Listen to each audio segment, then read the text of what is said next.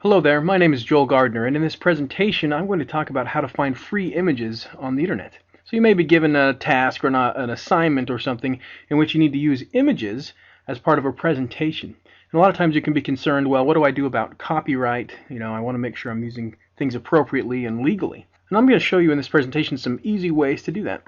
So first, let's take a look at the most basic way that you can search for an image. So that's Google. So if I was going to do a presentation on frogs, what I would do is I would type frogs into the search bar, and then of course it comes up with all the different websites and things, and then I would just click on images. So it brings up a whole bunch of images of frogs. Now the problem is when you get this screen or this results of this search, you'll notice that some of these images are probably copyrighted, and you want to make sure that you're not using something inappropriately. So what you can do is go back to the everything search that you did earlier. Then if you scroll down to the bottom and just click on advanced search, then it'll give you some more options here. I'm going to click on this link here because it'll open up more information. And now here's a section that's called usage rights. So what you can do is you can choose different options here. And so one of them I'm going to select here is free to use or share. So now all the images or the search items that come up are free to use or share.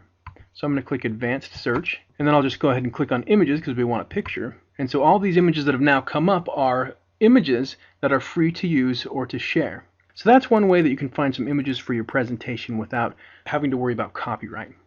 The next way is to go to a website that has a lot of images on it. This is Flickr. So, again, we're doing our presentation on frogs. So we'll go ahead and type frogs in. And again, a bunch of pictures come up of frogs. Okay, but the problem is, again, are these publicly available or do they have a copyright? So what we can do is we can go to advanced search, and it gives us some more options. If you scroll down to the bottom, it gives you the option to only search within Creative Commons licensed content.